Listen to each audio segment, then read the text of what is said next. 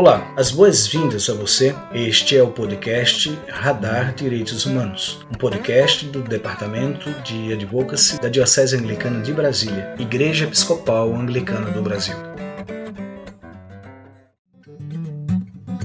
Olá pessoal, me chamo Rodrigo Espiuca, sou clérigo da Diocese Anglicana de Brasília e falo em nome do Departamento de Advocacy da nossa Diocese.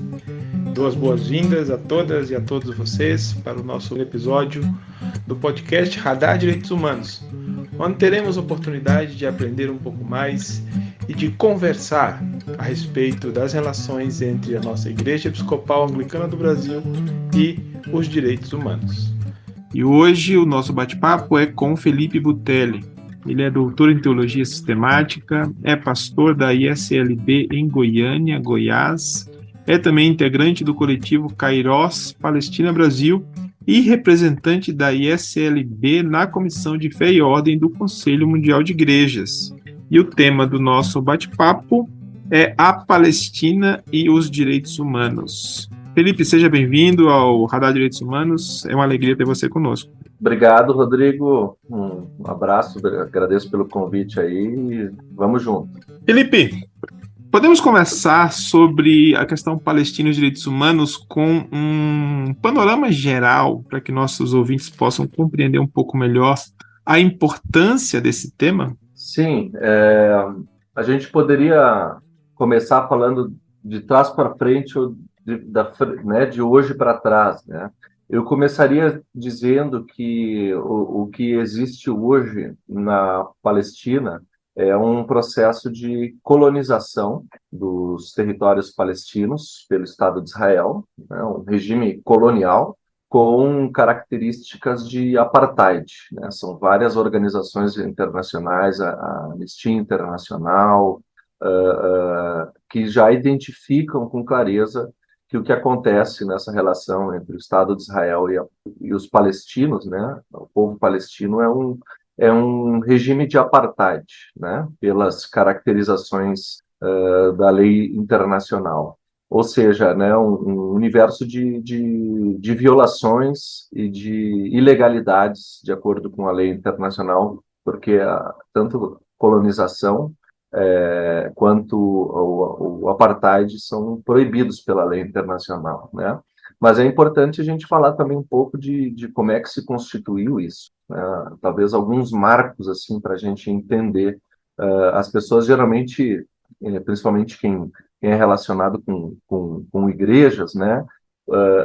Entende que se trata de um conflito religioso, né? E isso é talvez a grande falácia que esconde os interesses geopolíticos por detrás do que tem acontecido naquele lugar, né, naquela que a gente costuma chamar de Terra Santa, né? O Estado de Israel foi criado pelas Nações Unidas em 1948, após o Holocausto, né, na Europa, promovido pelo nazismo. E então a comunidade internacional se solidarizou com o sofrimento do povo judeu e criou o Estado de Israel no território palestino, fazendo a partição, né, em 1947 do território. Só que isso, evidentemente, representou o que os palestinos chamam de Nakba, né, uma catástrofe, porque como dizem, para atender uma série de refugiados europeus, durante o período do Holocausto, se criou um contingente de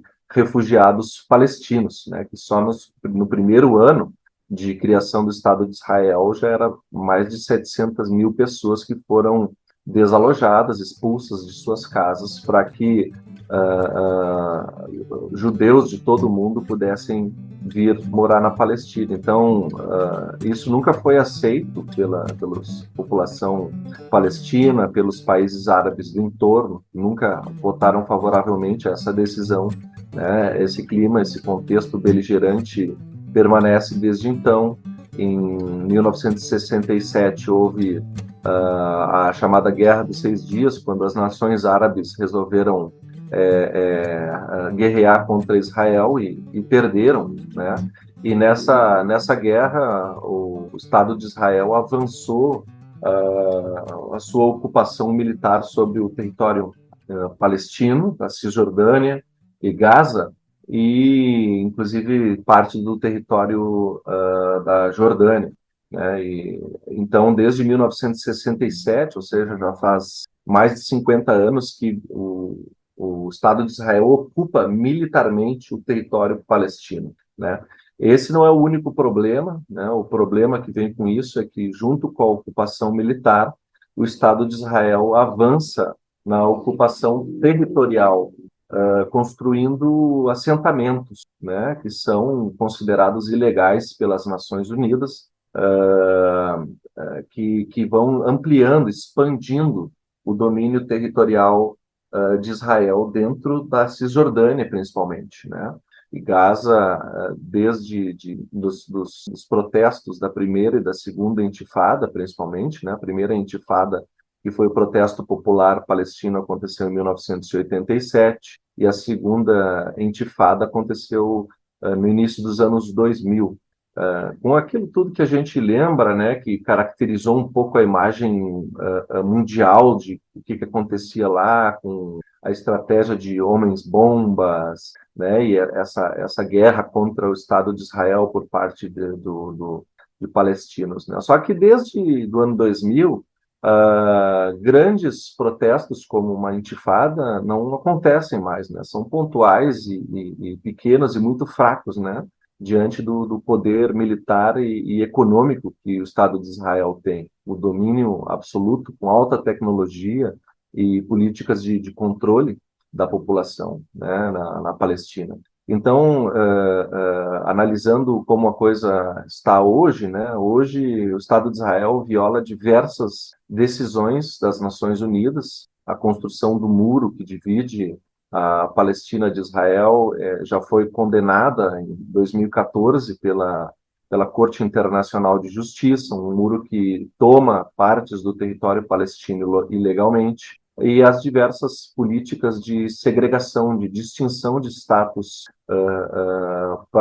né, para os cidadãos palestinos, né, que vivem em Jerusalém ou que vivem na Cisjordânia, ou e principalmente aqueles que vivem em Gaza, né? Então é importante que a gente ressalte que, do ponto de vista geopolítico, o que acontece hoje na Palestina não é um conflito, não é uma guerra entre iguais, não há equilíbrio algum no que acontece lá, mas é preciso que se afirme que o que acontece lá é um regime contemporâneo de colonização com políticas de apartheid, de distinção de status de cidadania entre aqueles que são árabes, palestinos e entre os que são israelenses, né? Não sei se podemos começar dizendo isso, né?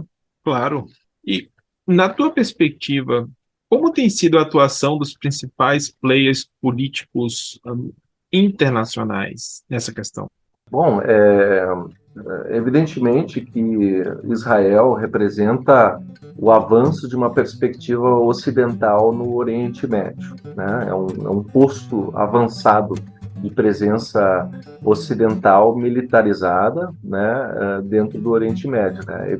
Claro que quem mora dentro de Israel vive uma vida praticamente numa Disneylândia, né? Israel é um estado altamente organizado, né, dentro do padrão democrático ocidental, com perspectiva de direitos para os seus cidadãos, né, e cidadãs, com pautas sociais e políticas bem afeitas ao que acontece no mundo ocidental e com desenvolvimento econômico, né, muito grande, né? O Estado de Israel talvez seja o Estado que mais recebe recursos de outras nações no mundo. Ele é o país que mais recebe auxílio externo, por exemplo, dos Estados Unidos. Então, o fluxo financeiro para sustentar o desenvolvimento econômico desse Estado de Israel é muito grande, né?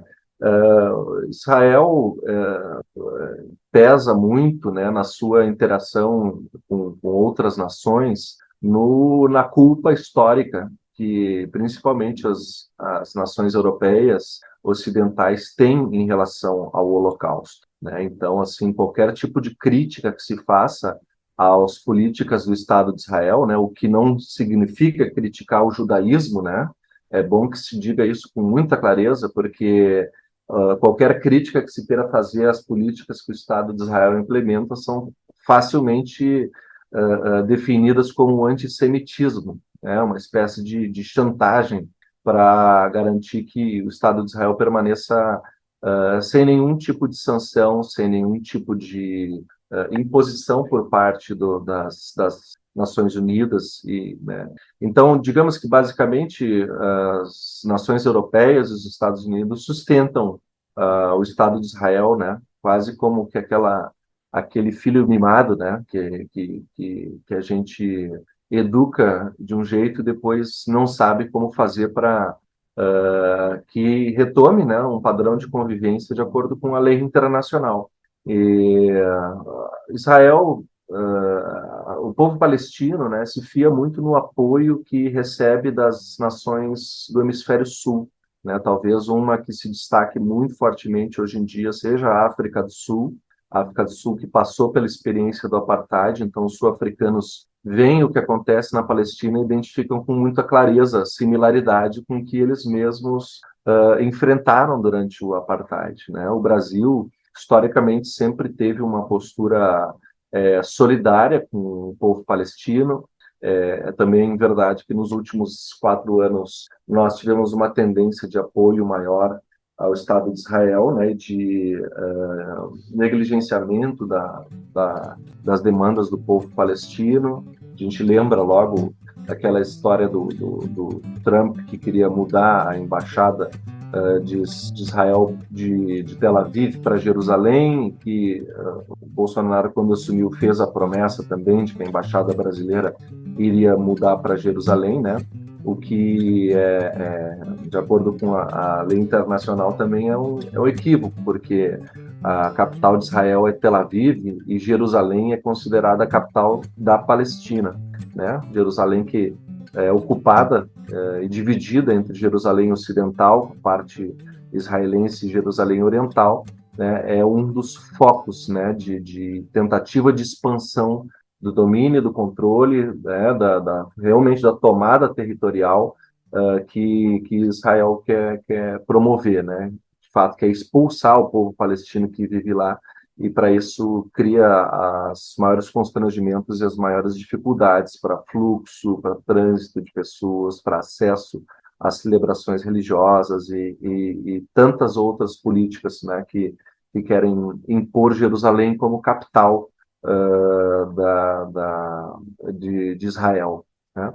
Mas eu diria que hoje em dia nós temos nas Nações Unidas assim um grande impasse, porque principalmente através do apoio dos Estados Unidos, né, que faz parte do Conselho de Segurança da ONU, qualquer tipo de iniciativa de sanções ou nem falamos aqui de a presença militar para garantir a segurança, né, e a desocupação do território palestino, isso é completamente inviável no debate político internacional, né? Eu acho que o que nós precisamos, quando trabalhamos assim pela conscientização, é de ressaltar e demonstrar publicamente as violações da legislação internacional que o Estado de Israel promove, né? E construir politicamente e crescentemente, né, políticas de boicote, desinvestimento e sanções, que é a estratégia que foi utilizada na África do Sul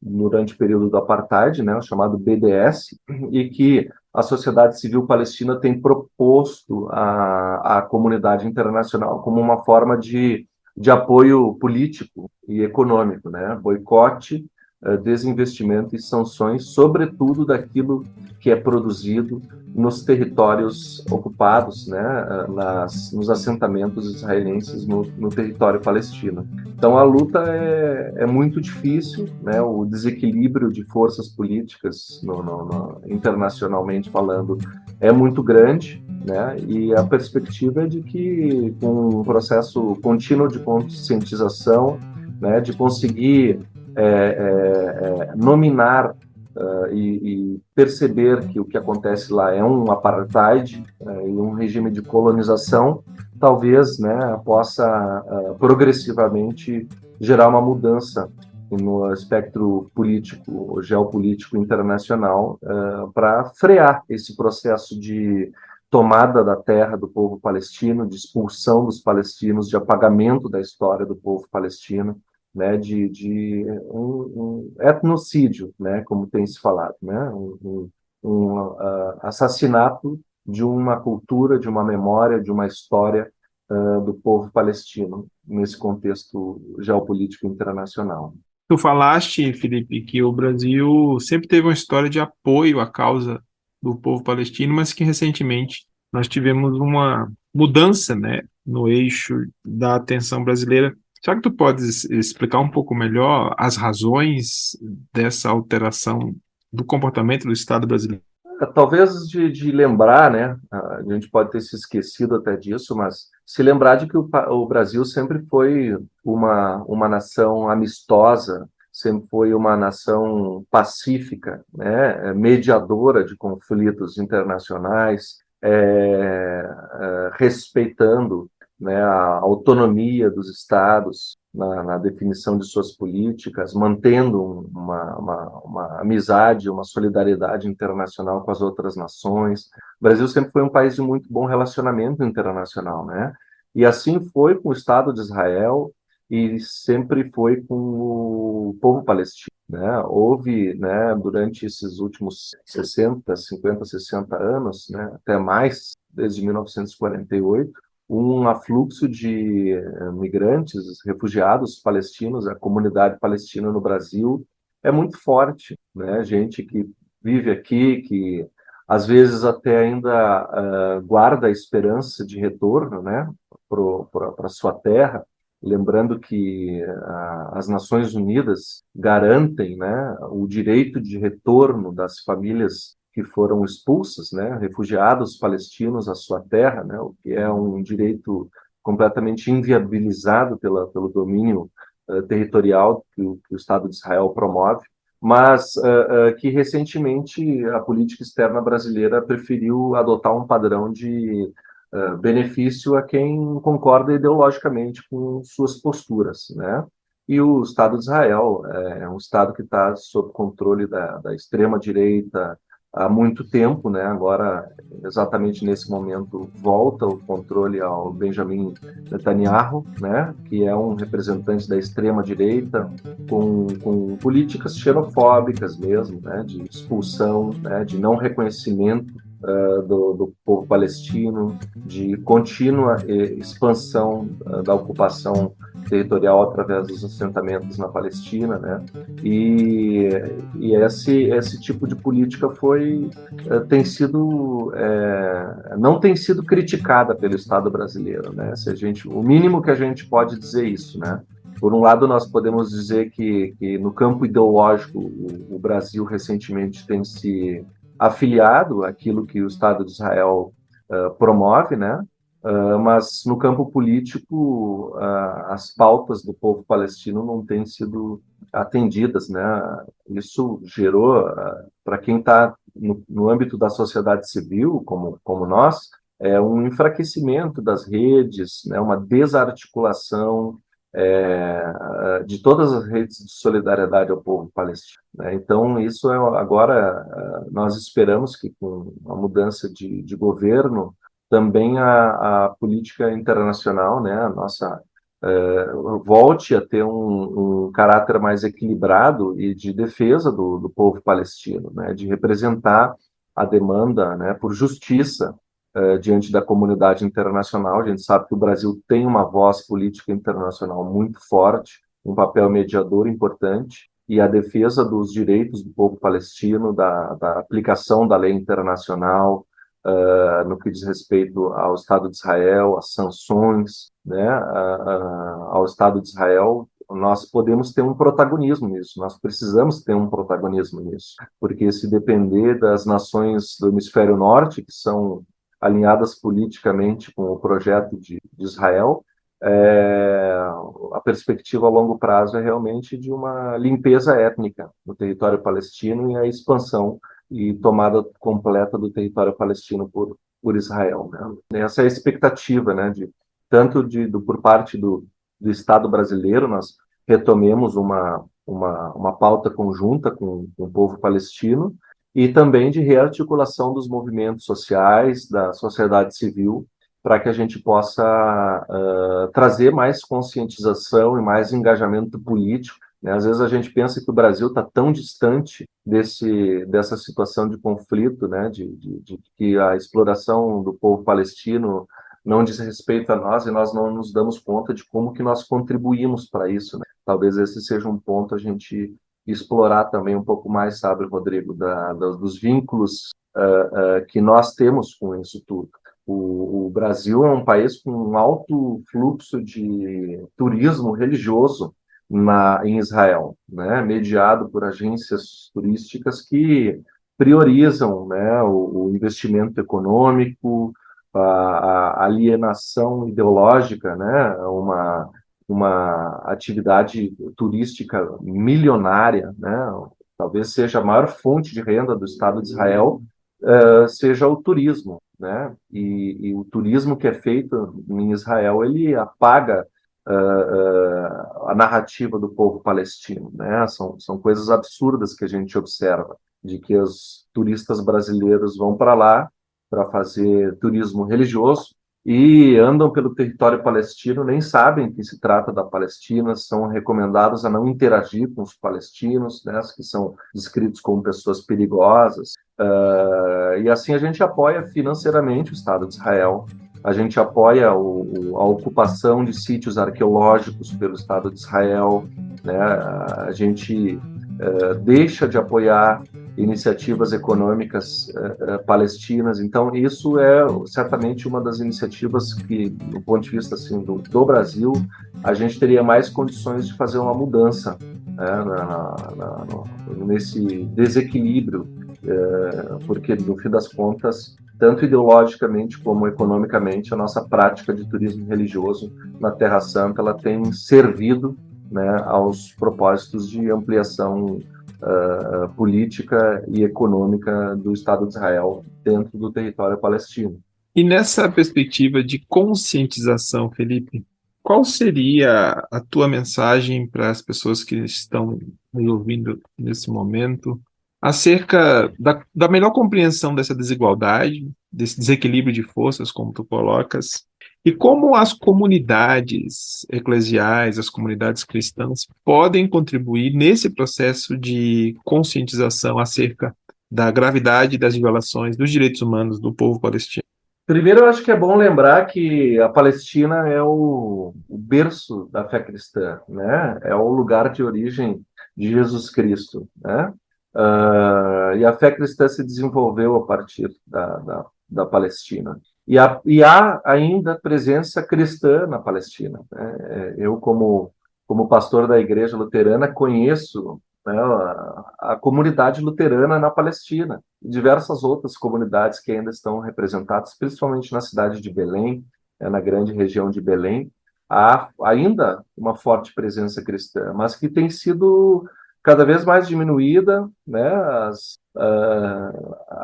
A tendência dos jovens quererem ir embora por falta de perspectivas de trabalho, por falta de liberdade de ir e vir, por um contexto permanente de violação dos direitos individuais, né, dos seus direitos humanos. É compreensível que os jovens queiram ter uma perspectiva de vida, né?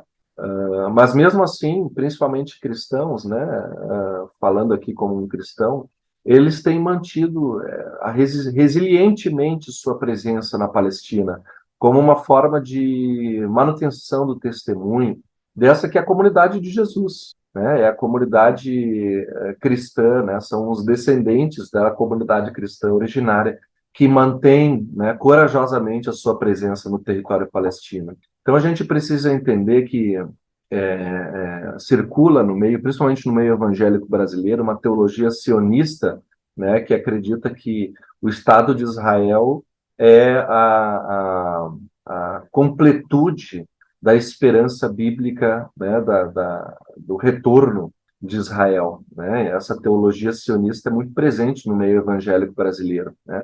E a gente não se dá conta de que o Estado de Israel contemporâneo não é a mesma coisa do que o povo de Israel, né? E que, inclusive, nós, como cristãos, cremos que o povo de Israel é a igreja de Jesus Cristo, não é necessariamente um Estado-nação que se institua lá, né? E acaba acontecendo que justamente os cristãos sionistas são aqueles que mais apoiam a fuga, né? A migração de cristãos que vivem na Palestina para que ela seja progressivamente tomada por um discurso judaizante que reescreve a história, que muda os nomes dos sítios históricos que pertenceram à fé cristã por centenas de anos, né, milhares de anos em algumas ocasiões. Então, assim, nosso papel como Igreja de Jesus Cristo é apoiar a presença cristã na Terra Santa, né? E para isso a gente precisa ser autocrítico em relação às práticas, tanto discursivas que a gente tem, né, teológicas, de apoio a um projeto que está apagando a memória e a presença cristã na Terra Santa, e politicamente e economicamente se posicionar por uma prática de turismo religioso justo e responsável na Palestina e Israel, que ouça a narrativa dos cristãos, né? Eles dizem para nós assim: venham e vejam, né? É um dos chamados que eles falam, fazem, venham e vejam, né? Venham e conheçam o discurso, né, das pedras vivas, né? Às vezes a gente acha que visitar a Terra Santa é visitar um monte de igreja histórica, de sítio arqueológico, de pedras mortas, como eles chamam, né? Enquanto que a comunidade cristã está viva ali naquele território. E acho que o grande fator que muda a nossa percepção e gera um engajamento positivo em relação à luta dessas pessoas é conhecê-las, né? É ir até a Palestina, é visitar essas pessoas, é apoiá-las nas suas iniciativas econômicas, se hospedar na Palestina, se alimentar na Palestina, né? Comprar do artesanato do povo palestino, ouvir as suas histórias, conhecer a sua perspectiva do conflito, ouvir assim a orientação que eles nos dão acerca da história da Terra Santa, porque eles são herdeiros dessa história, né? Então, acho que talvez esse seja o ponto inicial aqui para nós brasileiros de um processo de conscientização e de atuação responsável, né, no que diz respeito à nossa participação nesse conflito. Nós somos participantes nele, sim, né, na medida em que nós apoiamos diretamente, tanto econômica quanto ideologicamente, o Estado de Israel. Então, criar um equilíbrio, né, e dar espaço às narrativas, visibilidade à história do povo palestino, é uma maneira de nós começarmos a fazer um processo de mudança de consciência e de uma nova prática política, né, nossa, enquanto pessoas cristãs brasileiras. Eu acho que esse é o primeiro passo que a gente tem que começar a organizar com mais intensidade, né, com mais proposição, uma prática de turismo justo e responsável na Terra Santa. Felipe, muito obrigado pelas tuas reflexões conosco sobre esse tema tão importante. E te agradeço mais uma vez por aceitares nosso convite novamente e te devolvo a palavra para tuas considerações finais. Então, agradeço o convite. Ontem, né, nós estamos gravando hoje aqui, dia 30 de novembro, ontem foi o Dia Internacional de Solidariedade com o povo palestino. Eu acho que nós realmente precisamos, né, como Igreja de Jesus, estar aberto ao clamor daqueles que estão sofrendo, né? É um compromisso que o Evangelho nos impele, né? E eu quero, né, convidar as pessoas a se sentirem implicadas, a perceberem, né, a sua parte nisso tudo e a possibilidade que nós temos também de influenciar mudanças, né? Tem tantas coisas a falar sobre esse tema, talvez a gente precisava de uns 2 ou 3 episódios, né, Rodrigo, para explorar esse tema da Palestina, ou mais, mas por agora eu acho que é importante afirmar que né, a gente precisa progredir na consciência em relação ao que acontece por lá e dar voz, ouvir o que o povo cristão palestino tem a nos chamar quando nos convida para irmos e vermos qual é a situação de vida pela qual eles estão passando, né? Eu agradeço a oportunidade de compartilhar esses pensamentos com vocês e estou sempre à disposição para quem quer aprofundar aí um pouco mais da consciência e das percepções sobre isso. Obrigado. Eu que te agradeço, Felipe, e certamente vamos retomar o tema aqui no Radar Direitos Humanos. O cuidado, o compromisso e a dedicação à promoção e ao avanço dos direitos humanos de todas as pessoas. Esse é o nosso objetivo, nossa missão, e continuaremos nesta persuasão. A você que nos ouve, desejo que estejam em paz, fiquem bem e até o nosso próximo episódio. Eu conversei com o Felipe Butelli sobre o tema Palestina e os direitos humanos. Até mais.